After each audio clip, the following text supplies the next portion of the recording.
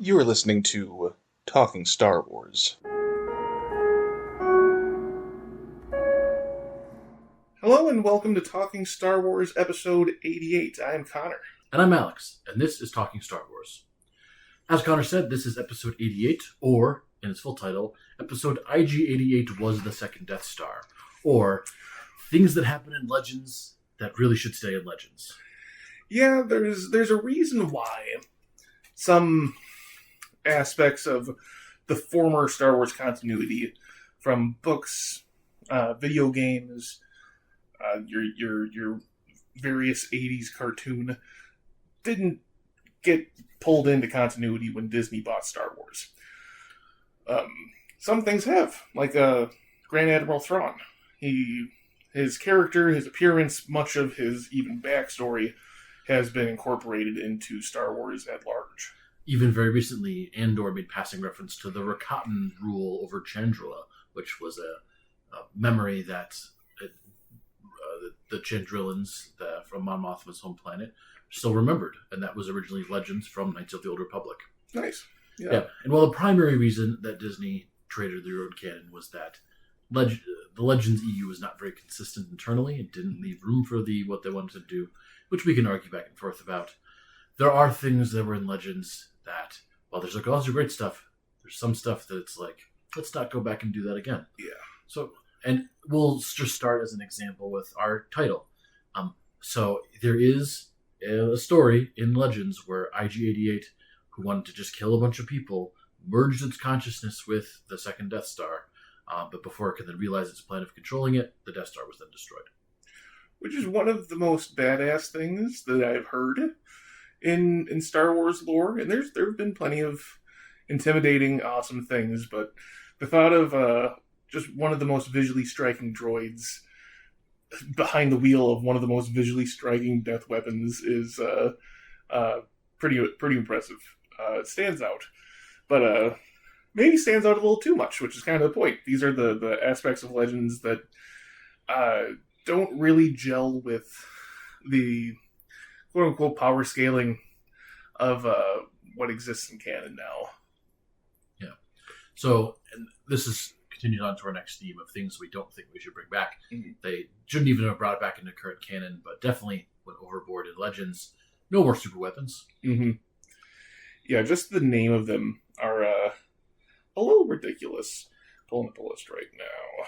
Yeah, Connor's pulling up a list of Legends superweapons, but there was like the Sunbreaker that could like send missiles across hyperspace to destroy suns.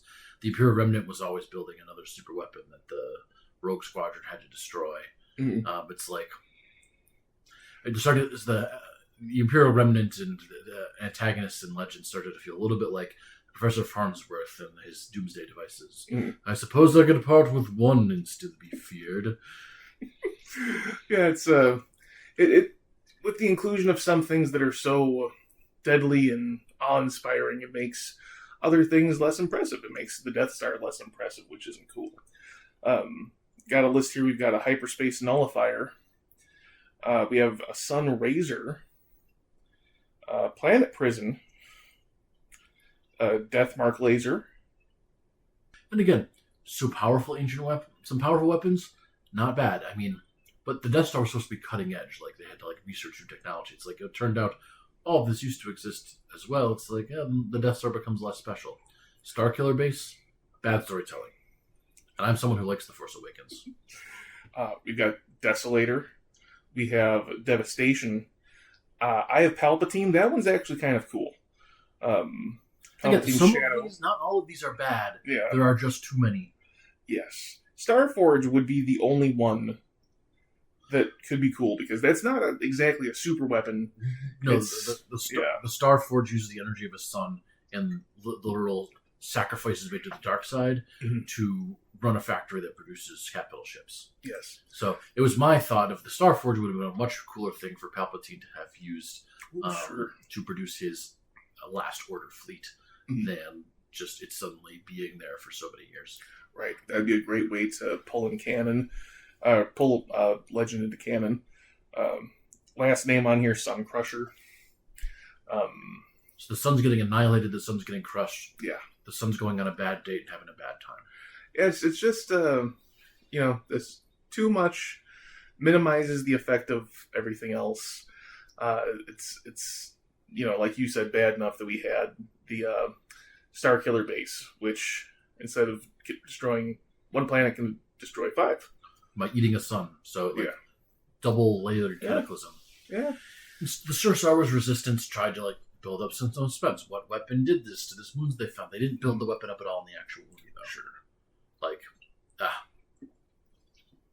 We'll talk about J.J. Abrams' style of storytelling another time. But, Legends had even more of that. Yeah. So for those of you who are they're making a second Death Star with Starkiller Base, that was all of the antagonists for a certain period in Legends. Mm-hmm. We don't need to bring that back.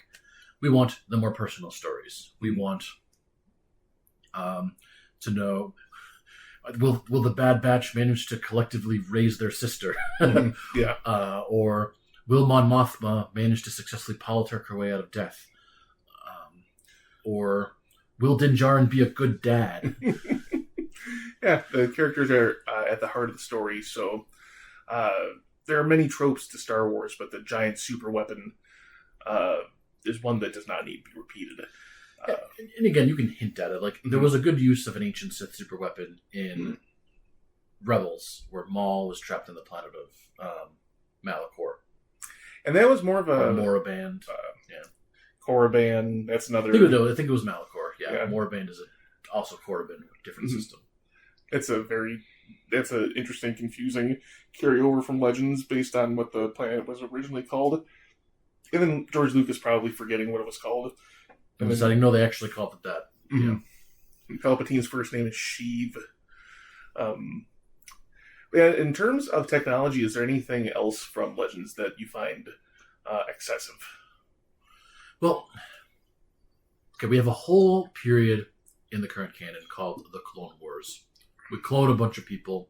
We have a new plot line that happened in The Mandalorian about cloning and trying to instill force sensitivity in clones. Mm-hmm. We had a great arc in the last season of The Bad Batch where Project Necromancer is trying to isolate the force sensitive gene from the clones to then clone, as we know, so that Palpatine can have a backup body. So how they're doing cloning now, pretty cool. I like it. Yeah, it's the ethics of cloning and all that.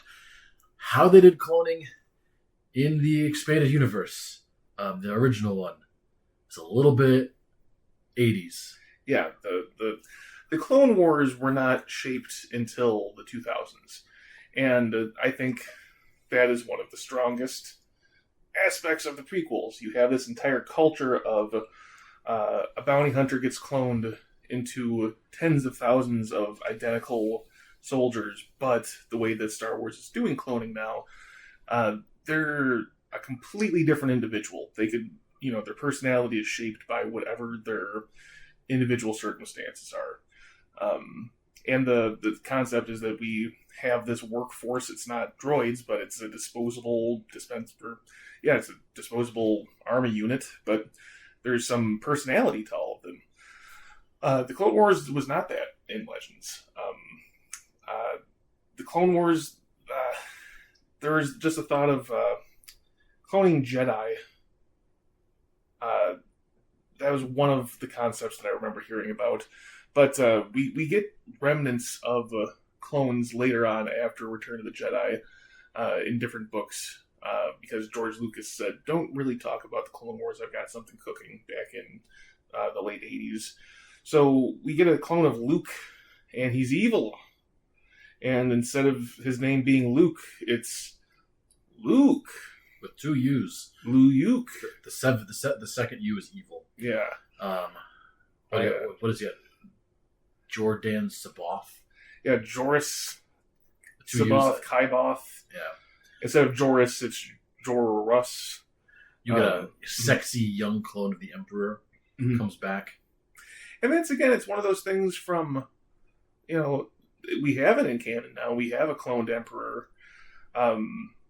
That's not one of the most popular things in Rise of Skywalker. People would have preferred that be incorporated, hinted at sooner. But even that, he has a cooler design. It's a more intimidating approach to having Palpatine rather than what the Legends did, which, like you said, it's young, sexy Palpatines. They keep falling apart, so he has to keep making young, sexy Palpatines. Yeah, definitely coming out of like a late 80s, early 90s sense of cloning. Reminded of the middling Schwarzenegger movie, The Sixth Day, where with a bunch of, where is he the clone? Is his clone the clone? Judge Dredd with Sylvester Stallone had a clone plot. He used one of many genetic clones of different judges to make a super judge army. But yeah, I think now that science, it's no longer as much science fiction because we can clone things kind of in the modern day. Yeah. So cloning is less scary, I think, than it used to be. And instead is now being used to explore things like identity and longevity rather than the scary other of the clone. You see this like shows like Invincible, where there's the Mauler twins who are clones of each other, and there's where's their identity, and there's one character that makes a cloned body, but the mind is definitely his own. So yeah, clones kind of got replaced by your multiverse variants. The other is coming from outside the universe instead of within your own DNA. Same storytelling, but just still the same sort of concept. Just not the best. Even in The Force Unleashed 2, there's a character named Starkiller, and you can get DLC where for no reason it's Maul Killer, because it's a clone of Starkiller and Darth Maul combined. And he's... Well, even the fallout of Force Unleashed 2 is that he is a clone, the protagonist from the first game, who had died. Yeah. They at least had Kamino, so it was still in the world of the prequel cloning. But this might be a good segue into one aspect of Legends that people would oft like to forget, and that's the immense force powers that we have. Ooh, the Force Unleashed is a great example of a more modern example. Then we'll look at some other ones. Yeah. So we get some powerful displays of the Force in canon. Don't get me wrong, but probably we have Palpatine putting together a lightning display that disables a half dozen fighter, in the course of a battle. We get in the High Republic, we have Avar Kriss, the Marshal of the Starlight Beacon, who's able to use her Song of the Force, kind of a version of battle meditation, to link a couple hundred Jedi together in a crisis situation and enhance their abilities. We get Yoda able to project himself across the galaxy to talk to people throughout the period where he's in hiding. So those are powerful, displays of the Force. But in Legends, it got kind of excessive. So what's the first example that comes to mind for you, Connor? So speaking of Palpatine before, we have the young, sexy clones of Palpatine creating force storms across the galaxy. Just big torrential hurricanes in space that would eat ships up and just cause a ruckus. So who needs a Death Star when you can do that all with your mind? Yeah, even in his canon death now, he had Operation Cinder, where he needed his War Machine to make planets uninhabitable for him and use things like malfunctioning weather satellites, bombardments from his fleet. He wasn't able to do that directly with the Force. So, yeah, his whole point is that he's a man who wants to become a god. If he's just a dark god, he's just a less interesting character. It makes his original Return of the Jedi death less impactful. Yeah, so some other feats of the Force in Legends. You have Darth Bane, who I'm not overly familiar with this, but uses the Force Rip or the Mind Rip or something. Like a mind bomb. Oh yes, to kill almost every Sith in the galaxy to enforce the rule of two. Yeah. It's he's super powerful. He killed all these people with his mind, and I'm like, eh. And then it's like if a character is that powerful, why aren't they the ultimate ruler of everything? Characters who have flaws are more interesting. And Darth Bane is certainly flawed, and people find his trilogy interesting, but it's the same problem that we had with the superweapons. Is we need to keep having more and more powerful Force powers. Yeah. This brings to mind what you said before we recorded this about power scaling, where power scaling doesn't exist, but it kind of does matter in terms of like just the context of how powerful a character is. Like, what is someone capable of doing? Could break the logic of the story. So there are some things in Legends where I think Luke can start using Force Lightning, but it's green. Yeah, it didn't need the green Force Lightning, and then I think Plo Koon was another master of the light side Force Lightning. But now in current canon, it is this dark taboo thing that only Darksiders could use. And the fact that Dooku accidentally uses it as a young adult puts him on his path towards the dark side. The fact that Rey uses it is concerning. Has some impact. Yeah, definitely a sign that she was feeling negative emotions at the time. Mm-hmm. Yeah, so the power scaling, so the Force did way too much. Think of the power. Sometimes you get some ludonarrative dissonance that happens in the video games. Mm-hmm. But even then, Starkiller pulling a literal Star Destroyer out of orbit with the Force is excessive. Mm-hmm. Like, the thing is the size of a city. The Force is infinitely powerful reps, but a person's ability to channel it is not. Yeah. Probably like two of the really strong things we see. So the Bendu is able to make a Force storm that does destroy some ships, similar to what Palpatine does in The Rise of Skywalker.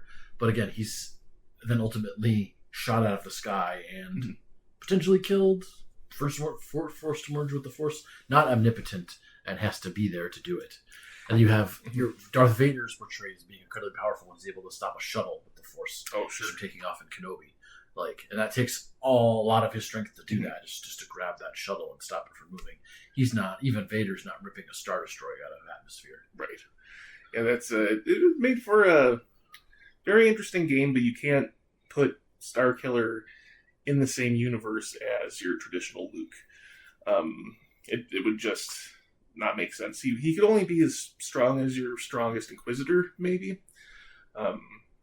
So he would have to take a little bit of a pay cut there.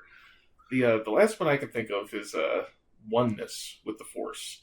This is something that the original Solo child, Jason, was able to do, and I think maybe Luke, maybe Jason's brother Anakin Solo, but it's pretty much God mode, where you become a shining beacon of light and you become one with the Force, and then you are omnipotent.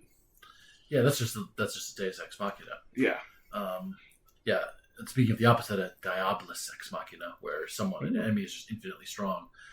There's Darth Nihilus from Knights of the Old Republic 2, who is a wound in the Force that literally devours entire planets. Like, he can land on the planet and just rip all the life from the entire planet away.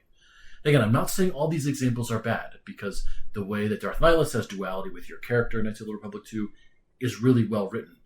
But in the universe itself, it's where do you go from there? Yeah. Like, you got a guy that could rip planets away, and again, also in that game there's a super weapon, the Shadow Mass Drive Generator, that smashed two planets together and destroyed an entire fleet, and then caused trauma for literally every member of your character party in various ways. But you don't need the ability to devour an entire planet. Star Wars does not need a Galactus. We have a Suma Verminoff that lives between stars, and that's enough. Yeah, it's think about A New Hope, and the ending of that movie's climax is based around we have to shoot one missile into one super weapon that's just one element of this larger empire. It's a very simple story. It's not so much about mashing your toys together and making the most bombastic, exciting thing. It's down to those characters performing these feats that they're usually seem unimaginable but not impossible. Yeah, and then again, you get the second Death Star, which a Jedi doesn't destroy. Lando Calrissian and Wedge Antilles destroyed the second Death Star. Yeah. And in the end, Nub is there too.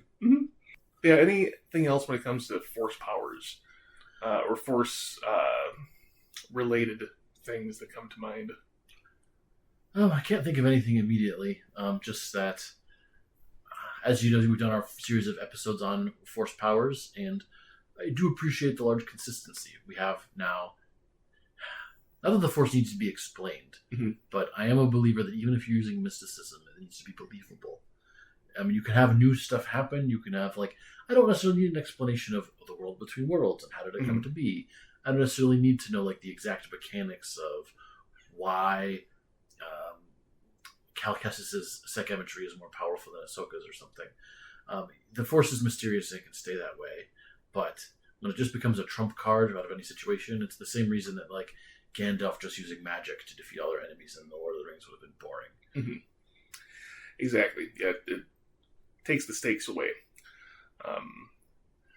So as far as the Force or any other concept like that, I remember you bringing up before we recorded this, the thought of characters turning to and from the dark side repeatedly. Yeah, it's almost like a character dying in a D&D game. It's like, here's your frequent flyer miles for falling to the dark side. Yeah. It's very video game-esque, because that's was the element of some video games where you get to choose, are you light side, are you dark side? I know Jedi Outcast is kind of flavored like that. Knights of the Old Republic is flavored like that. But when it's done in books with characters repeatedly, it's, bringing it up for the third time, we have Dark Empire, where we have Luke turning to the dark side to learn from Palpatine, trying to be, a spy and learn just enough to be able to destroy him, but ultimately does bad things, and he gets a cool new outfit. Dark Empire is one of those things I liked as a kid, but it's not aged well as, in comparison to other ways that you can dramatically continue a character's story. Yeah, if a character could fall to the dark side and then just redeem themselves in the next book, I mean, then why are we so concerned? Anakin fell to the dark side on Mustafar, and to be redeemed from the things he did, it required death. Yeah. I don't think falling to the dark side should be treated lightly. When Ezra was dabbling in the dark side in Rebel Season 3, it was concerning, because that's a path that you can't come back from a lot of the time. So the new canon does treat that with a certain amount of gravitas, the lure of the dark side for characters. And I appreciate that. I don't need Ezra falling to the dark side and then being redeemed and then being a gray Jedi. Connor knows how I feel about gray Jedi. Even though I think that's where Ahsoka's going, but we'll see. Well, I think Ahsoka's still very much light-sided. She's just I don't go to church, but Jesus is still my buddy. I don't go to Force church, but the Force and I are still buds. The light side and I don't think they really have gray Jedi in Legends. No, again, you just get the flip-flop between the light and dark side, whichever you're feeling. Yeah, both Solo twins have gone to the dark side. Jaina came back, Jason stayed, and Jaina killed him for it. Luke fell to the dark side like twice. Well, Mara Jade was dark side and turned to the light side. At least she didn't come back and turn to the dark side. Yeah, sorry, you get one redemption arc. Yeah. Or one downfall arc, and then a redemption. You don't get two. Yeah. You can only go on the ride so many times. There's a comic book, Star Wars Legacy, I believe, about a descendant of Luke's named Cade Skywalker, who's a Jedi turned bounty hunter, drug addict, criminal, who goes to the light side and then goes to the dark side because he's pretty fluent in this dark side force healing ability where he uses lightning to heal someone. So it's a concept that is just well worn, and thankfully does not appear as much in new canon. Tales of the Empire did it with Barriss, and we got to see her become Jedi to Inquisitor, back to Jedi, but it was done with a lot more weight and believability. Yeah, and then she didn't fall to the dark side again. Yeah. So, and then you currently have the series of Fallen Order and Jedi Survivor, where you're wondering if Cal Kestis might feel the lure of the dark side. We'll see how well they carry that storyline. All right. Anything else about Legends that you think can just stay in its own continuity? I would. It's hard, but the Yuuzhan Vong, I like the concept of them. I like that they are a Force creature from the unknown regions, or they're Force species from the unknown regions, who kind of exist outside of the Force. Kind of like there's some animals like the Ysalamiri that Grand Admiral Thrawn seeks out because it just as a natural biological trait can nullify the Force. But the Yuzong Vong are warriors that the Jedi can't sense, can't mind trick, even Force push. That's just a bunch of serial escalation, because they've done a similar thing in the new recent The High Republic series, where there are creatures called the Nameless that that can devour, are immune to the Force and devour a Jedi's Force ability and kill them. But there's fewer number. They're very dangerous to handle. And it's not like they're hired people. They're they're Force abominations. Yeah. They're not an entire armed military. So I just feel like these Jedi are too strong. We need to balance them in our world by introducing this whole faction that's immune to the Force. Yeah, whole species immune to the Force, and they're addicted to pain, which is another problem. It's their aesthetic. They're very Hellraiser. They're self-mutilated. The outfits they wear hurt them. Their whole thing is torture. A little one note there. Yeah, and they have living spaceships, which is another cool concept. It's kind of like the Purrgil, if you could go inside and pilot it. Well, we did have a Purrgil that was turned into a ship by Dr. Cylon, who's a antagonist for Darth Vader, who's trying to vie for the Emperor's favor. Gross. Darth Vader force dominates the whale and forces it to fly into the sun. I don't like that. I don't like that one bit. Yeah, its exposed brain was in his lab. Oh, no. Yeah, Dr. Cylon was definitely leaning into his evil scientist aesthetic. Yeah. Ugh. Vader got to kill him multiple times, though, because, again, he was doing the cloning thing. Had multiple clones of himself. Well, that's just funny. Yeah. Yeah, that's a little gross. Yeah, I don't think... Yeah, the Yuzon Vong don't think we need them in the current... There's enough problems. You have Peridia in the outside galaxy. I don't think that we need to discover that there's a whole race of Force-immune Peridians that are going to invade the galaxy. And they terraform. They terraform planets and make the atmosphere habitable for their alien race. And I think they turn planets into spaceships. See, this is just too much escalation. And they killed Chewbacca with a moon. They dropped a moon on Chewbacca. That's the only safe way to kill Chewbacca. Yeah, he's not fighting back with that one. So yeah, I think if you do the idea of a Force-neutral alien, it should almost be like the Templars in the first Assassin's Creed game, where they're few and far between, but incredibly dangerous. And that's what they did with the Nameless in the High Republic. So they're few, far between, dangerous, rare, and incredible, and a significant plot point, which is where they came from. Right. So, as far as any other element of Star Wars that's maybe not in one of these broader categories of technology or Force, anything else from the galaxy of Legends that you're glad has stayed with Legends? I think there's aspects that can be taken from pretty much everything that was in the old EU and brought in a more consistent format into the current canon.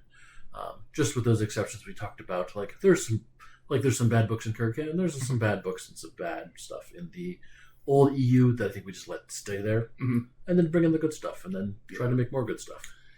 Yeah, multiple sons of Palpatine have shown up in young adult books. That's just messy. And any second cousins of Palpatine? Probably. This is the niece that went on to become the Dark Empress. I guess, it's no worse than his, granddaughter being around in canon. The only thing I can think of is Lobaka. One that sounds like a food dish, but Lobaka is Chewbacca's nephew, and he's Force sensitive. And he has a bronze lightsaber. Like in color, or the hilt is made of bronze?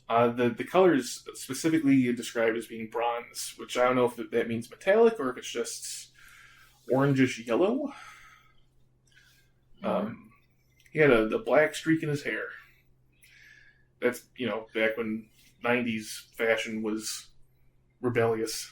Well, they sometimes say science fiction shows you way more about the time you're living in than the future. So very fair. Well, that is our review of, we like all Star Wars content. A lot of us are focused on the current canon because that's what's being released at the moment.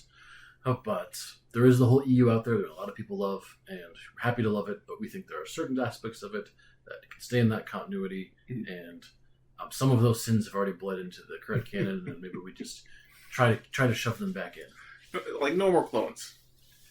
No more Palpatine. Yeah, you got one Palpatine clone, you got one more super weapon. That was already too many. Yep. Let's just move on from there. Yeah.